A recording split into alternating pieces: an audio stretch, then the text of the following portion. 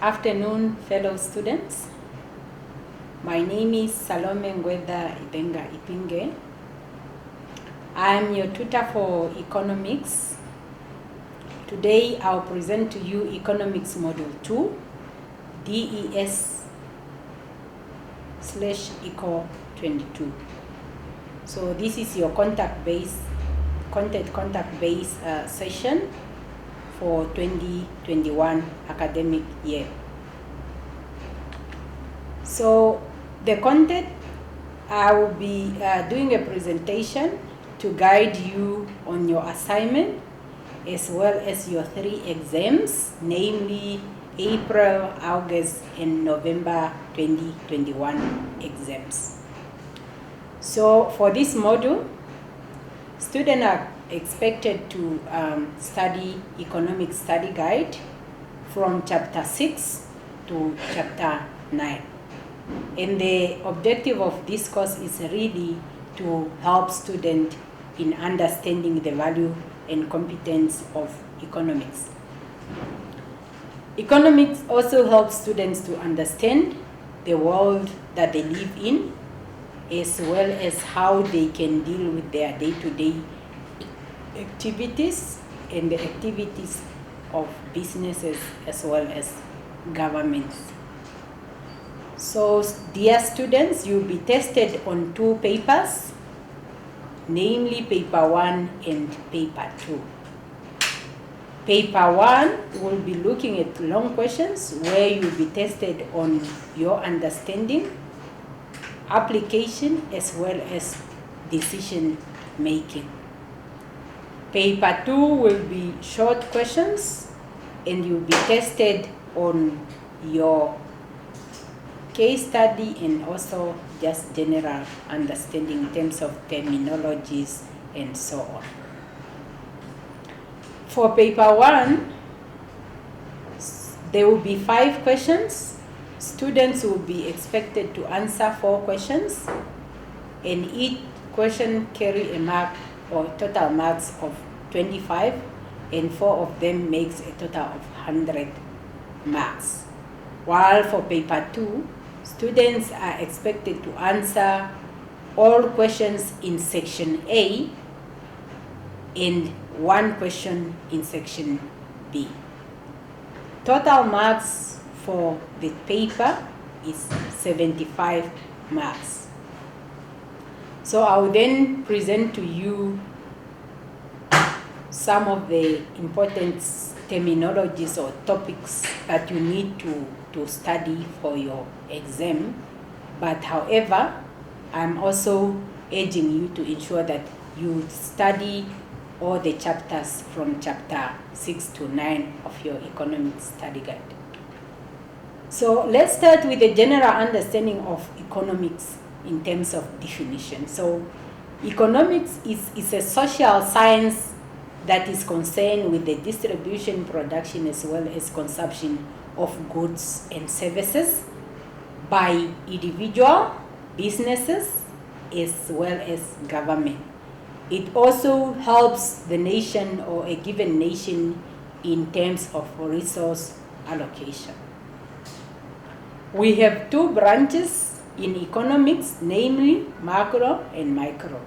So macro look at issues of individual and issues of business, while the macro look at the entire economy. Like for example, an economy, Namibian economy.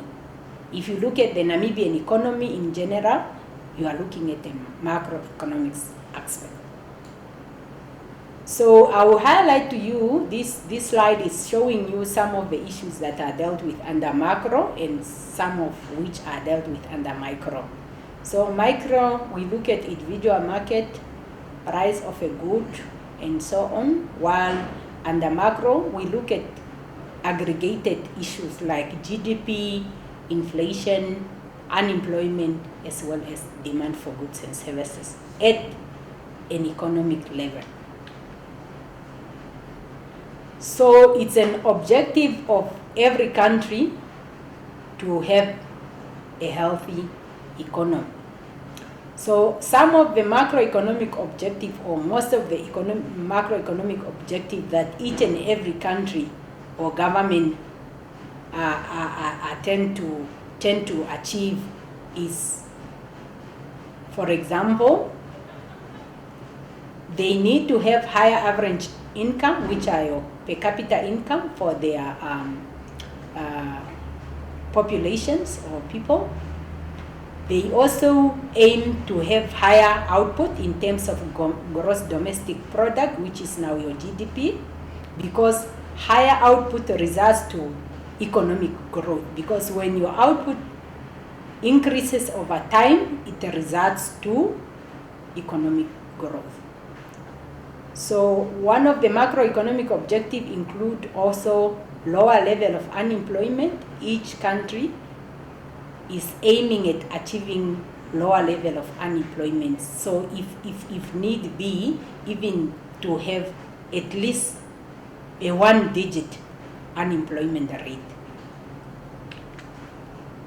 So here I try to highlight to you the growth indicator as well as the development indicator. Although growth and development, economic growth and economic development, in most cases they are used interchangeably, but however they don't mean the same thing.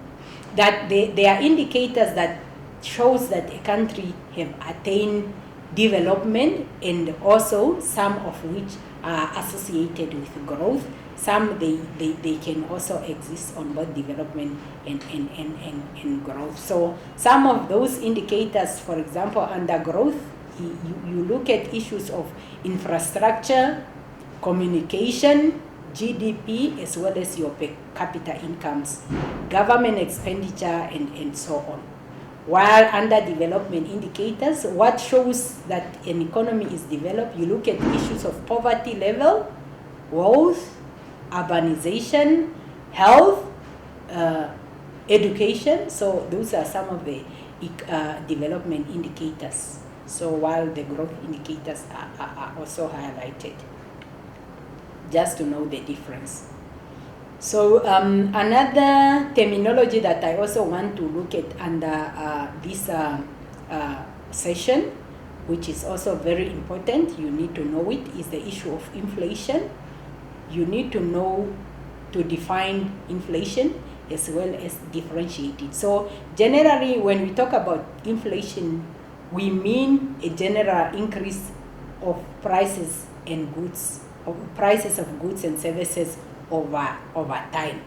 And this can be attributed to various factors. So the rise in the general price of goods are often expressed in percentage, and they have an impact on the cost of living, cost of borrowing, cost of doing business, as well as any other factors within the economy. So they are impacted by inflation. So inflation is also not good, because if you have higher inflation within the economy, it's not good for the economy, and therefore at points the government need to intervene in order to ensure that it does not rise, prices of goods does not rise very much on time. And it's in most cases countries aim for 1-digit percentage of inflation, actually not higher than 5%. So if it's not higher than 5%, if it's below 5%, at least it's not bad. There are various causes of inflation, and they are also explained in your study guides, which include demand inflation, cost push inflation, stagflation, and so on. So you need to study in details what are those type of inflations from your study guide. So hyperinflation, consumer price inflation, producer price inflation. So those are various types of inflation and also the causes of inflations. So the other terminology that we also need to look at, which is also very crucial, which we also need to understand, is the issue of unemployment. So What is unemployment? So when we talk about unemployment, it's a terminology or a term that we refer to when individuals who are employable, remember, employable, not just anybody, somebody that is employable and is seeking for a job and they are unable to find that job. You can also be employable, but you are not looking for a job. If you are not looking for a job, then you cannot be classified in unemployment because you are not looking for a job. Only if you are employable and you are looking for a job, then you can be referred to as unemployed. So there are also various factors that have been attributed to unemployment. Amongst them is the industrial factors, like, for example, change in industries and so on, closures and economic declines. So technology can also be one of the various factors, like, for example, jobs that could be done by people are replaced or now done by machineries, and therefore those people that are supposed to be doing it, they will be laid off and become unemployed, or they will not be employed because if a factory was requiring maybe 50 laborers, for example, they would then just require 40 because the other jobs are done by the machineries. So change in technology also results to higher level of unemployment. Seasonal is also one example of the factors that can cause unemployment. Unemployment can also be driven by weak education system, like, for example, what is being produced by the market is not what is required by the market. So therefore there is a mismatch in terms of education. So the skill that is being trained is not what is required by the market. So that mismatch will then have people that have been trained and they cannot be employed because they are not trained in what is required by the market. So there are various social effects that result to unemployment, and most of them includes drug and alcohol abuse. We are seeing people being stressed and because they are unemployed, and at the end they just start abusing drugs and alcohol. Studies have also shown that unemployment is associated with social unrest, crime, and so on. People commit crimes because they are unemployed, they don't have money, they therefore resort to committing crimes. So unemployment is a major contributor of most of the social ills that most countries are experiencing. So how do we remedy? So the government can then remedy or reduce unemployment by increasing government spending. It's one of the remedy to unemployment, where they increase government spending to increase economic activity so that more and more people can be employed.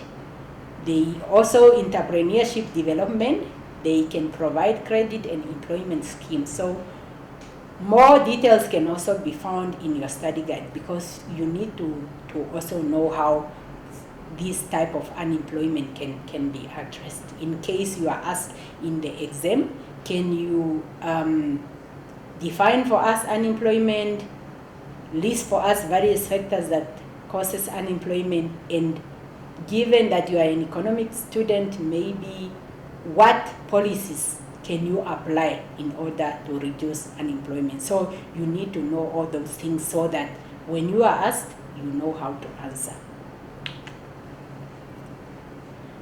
Another terminology that I want us to look at is the issue of globalization, which can be defined as a process by which business and other organizations develop international influences and also start operating on international scales.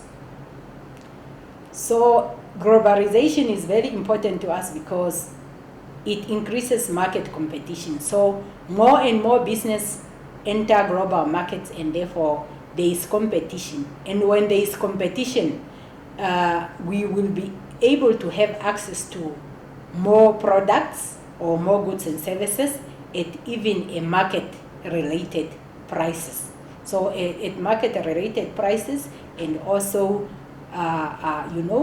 you'll be able to have access to quality goods, because people are competing, and therefore they need to ensure that they produce the best output which can be sold in the market. So in terms of transport and distribution system, globalization also help us to have more efficient when it comes to transport and distribution of goods and services.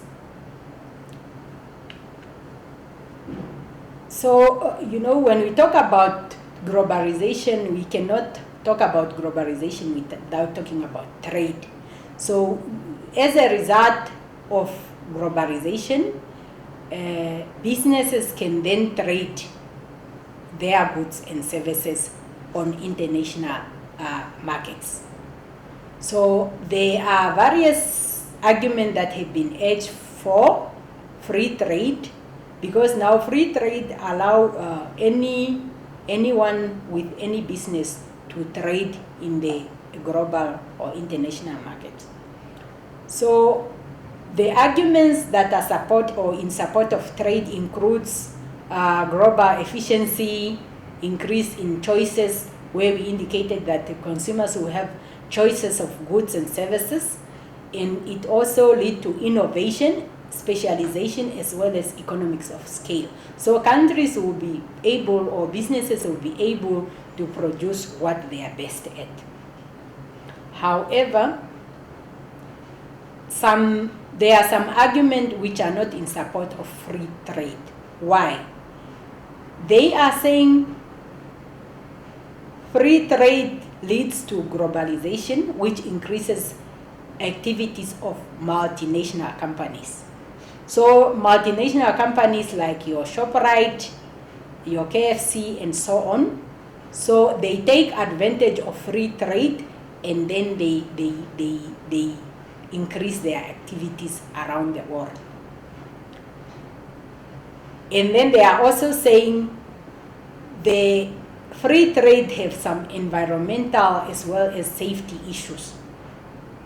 They also have labor regulation issues, because some company, they enter into a market, they don't even respect the country's laws in terms of labors and so on. So as a result, people are saying free trade it's not good. Some of these, or free trade, can result to job losses as well as outsourcing. Why job losses?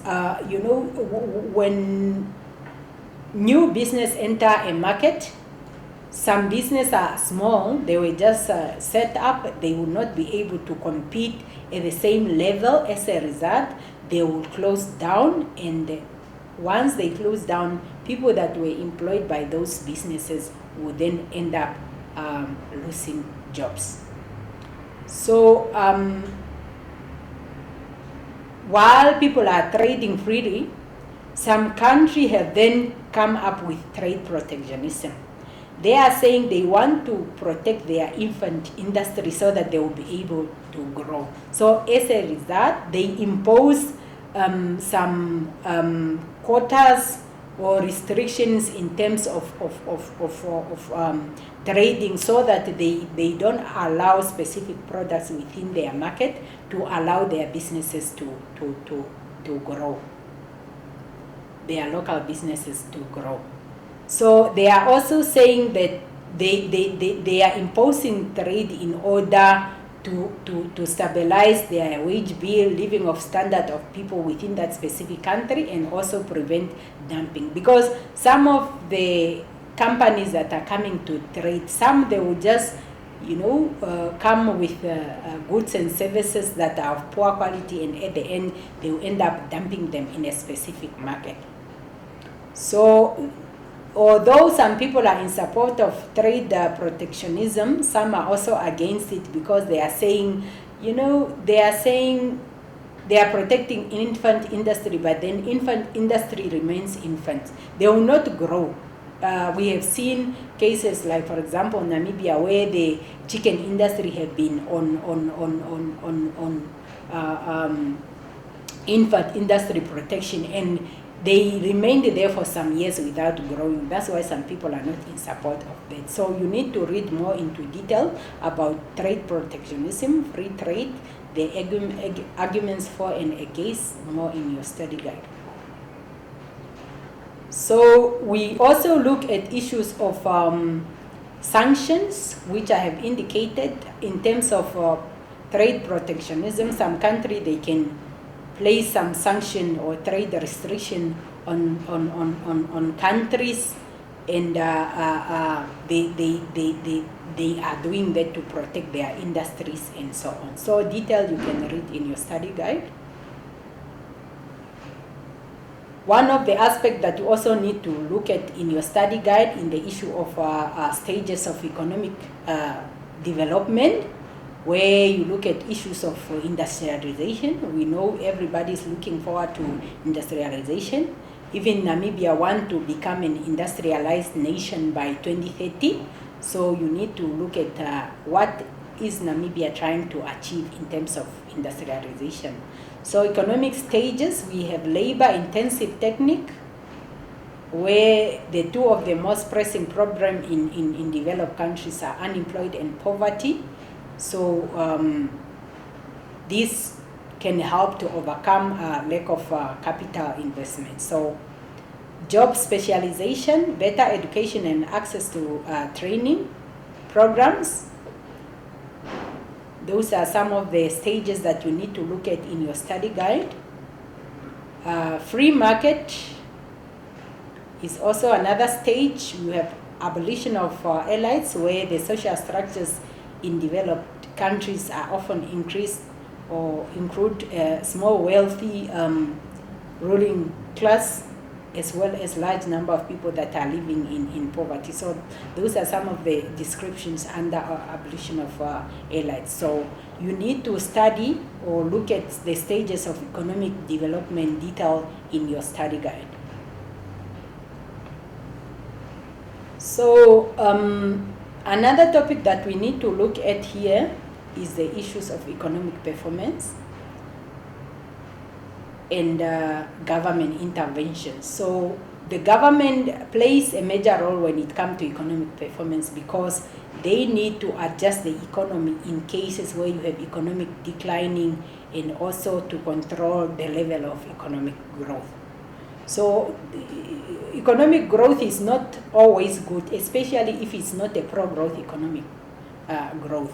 So the government then need to intervene, and they can do that through fiscal and monetary policy. So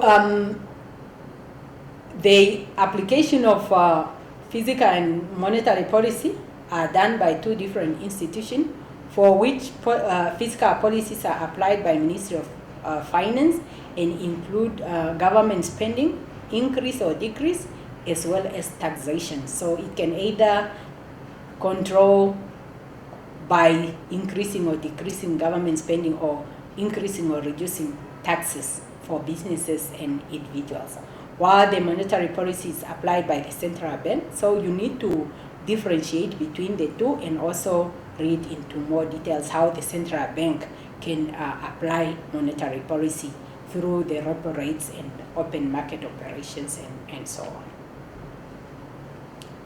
So just to go into details on taxation, we also have Adam Smith's criteria of a good tax. You need to study more on that one to understand it, where Adam Smith is saying that, you know, for as much as you want to apply taxes, you need to ensure that it's fair, it's easy to understand, cheap to collect, and also encourage people to work. So those are some of the features or criteria that have been put for a good tax. So we have indicated the need for government intervention. So we are saying that the government in most cases need to intervene in the market because of the existence of externalities. Externalities can be bad or negative, or it can also be positive. So we are saying that government intervene in order to make adjustment or to regulate the markets. For example, the sales of cigarette is one of the negative externality because it's a social ill, and if the government does not intervene to increase taxes, for example, so that people are discouraged from practicing such activities. So we also seen that the government need to intervene in order to look at issues of public good, which are not interested, or which are of no interest to businesses, because provision of such, for example, health and safety, the police and so on. No business want to go into those areas because they does not serve them any good, because their aim is to make profit, and most of the time they do not make profit. Although we do have private health care, if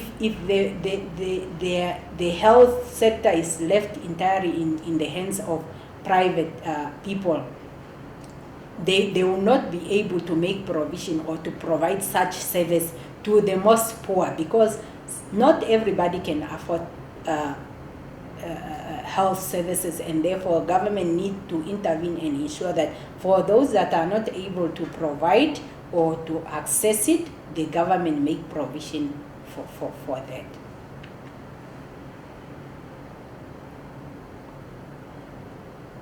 We also need to discuss resource allocation and also the problems of public sector.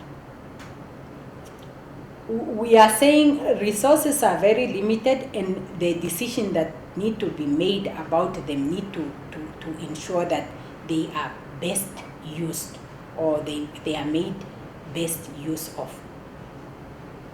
So I've already touched on the positive benefits and the externalities, and how the government need to intervene in order to adjust those issues of public sector provision. I have also talked about that. But however, although we are saying the government need to intervene, there are problems of public sector provision. For example, there are issues of need and for correct planning. Sometimes, the planning of governments are not that good. That's why we are saying there are sometimes problems in assessing the needs and do the correct planning. Sometimes applications are done in terms of planning. Government is planning, but there is really no assessment, detailed or enough assessment that is done in order to make such provisions. We are also saying there are accountability issues. So those are some of the problems that may arise in the provision of public sector, and you need to study into details on those provisions in your study guide. Another topic that we would look at is the urbanization versus the aspect of life in informal settlement. So we know what an informal settlement is, and we also know what urbanization is. Or if we don't know, we need to know. Informal settlements, so those are the settlements that are not organized, and they operate from they are not controlled, while the formal businesses are the one that is controlled by government laws and regulations. So we know how it works in the informal settlement. So like in terms of salaries, they don't have salaries, they operate their own businesses, they operate their own hours. There are really no normal hours, that even wages are not regulated, they are just operated there in their own. So it also argued that they don't pay income tax, although at some point some people have been arguing that it's not good to say informal settlements don't pay tax because they pay taxes through other means. Like, for example, they don't pay income tax directly, but they do pay value-added tax and so on. So those are the informal sectors. So then we also talk about urbanization, which is the result of migration of people from rural areas to urban area. And we know why people move from rural area to urban area. In most of the time is because they move in order to look for better opportunities, employments, and access to education and so on. So as a result of urbanization, most cities suffers in terms of overcrowding, higher level of unemployment, because now a lot of people flocks to the cities. They becomes a lot, and most of them could not find jobs which they were hoping for, and as a result, crime increases, there is poor sanitation, and also poverty level increases. So the formal and informal business sector I've already touched on. So there are various characters that can be used to differentiate the two in terms of working hours, in terms of formal agreements, because in informal settlements, you don't really have working agreement or contracts. They just work on their own without trading hours, without normal hours, and their salaries are not regulated, while the opposite could be true for the formal sector. So we need to know the difference between the two and what are the features of each. And all that information is available in your study guide. So another issue that we need to look at under this presentation is the financial market, which can be defined as a marketplace where the trading of financial securities occurs. So financial market, we have various types of financial market. We have stock market, bond market, forex. I'm sure most of you are familiar with these terminologies. So this brings us to the roles that the banks in the financial market plays.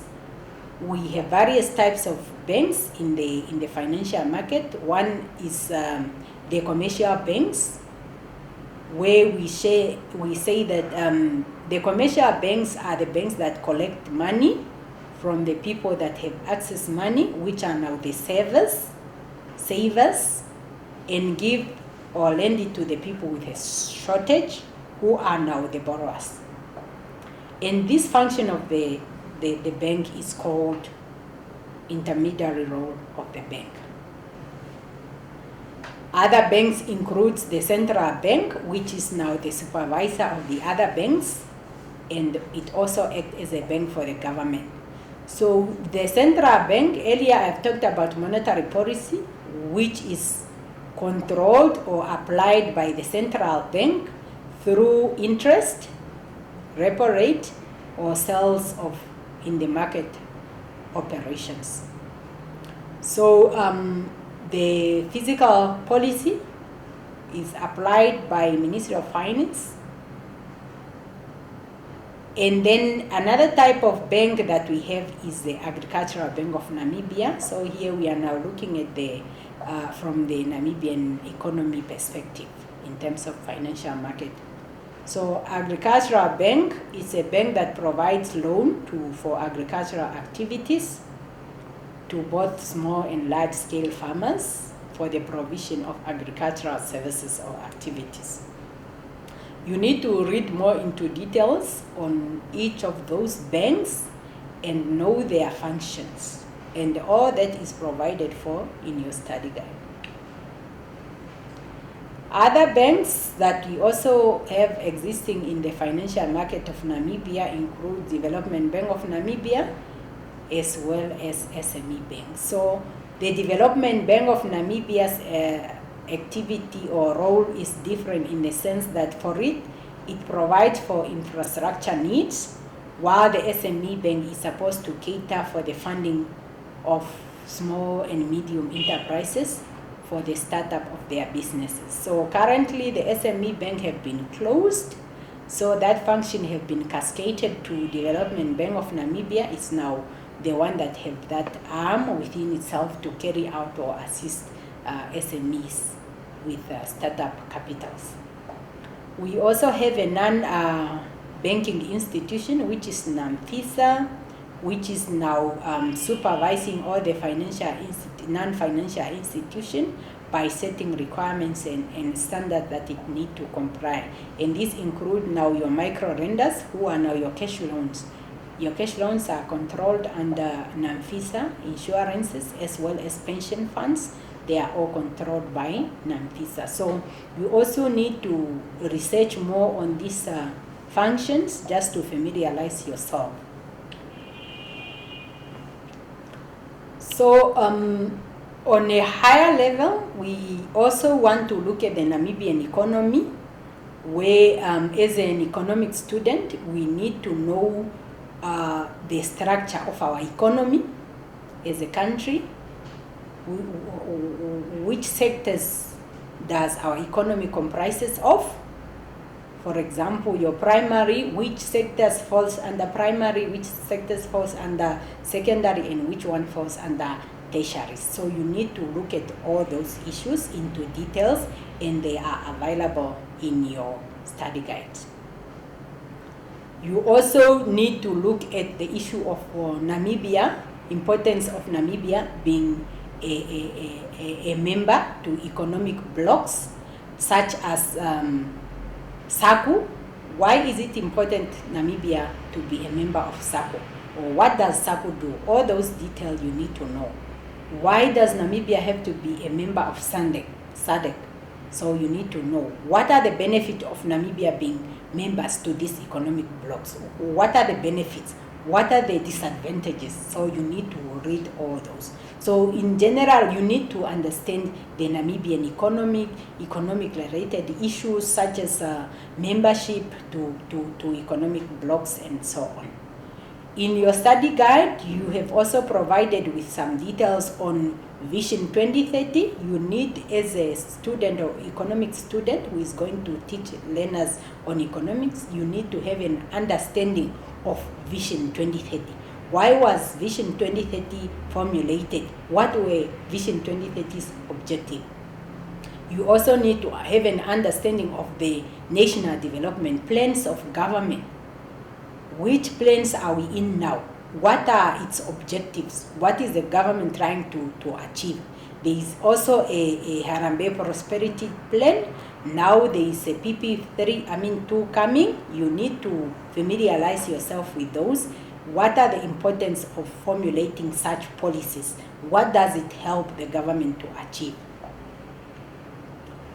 So generally, that's what you need to, I have just highlighted what you need to know for your exam. However, it should not discourage you from reading what I have not highlighted. Because of the limited time, I just have to highlight a few to you, but I encourage you to study your study guide from chapter 6 to chapter 9 so that you know all those nitty-gritties for your exam. I am also available in case you have a question. My email is sepinge2013@gmail.com. My self number is also available. You can contact me if you have any query. My cell phone is 081 277 1022. On that note, we come to the end of this contact session. I wish you well in your exam and also your assignment. There should be no reason why you should fail economics, because it's one of the easiest, given that it's the things that happens around you, it's the things that you do in your everyday life. So on that note, I thank you very much.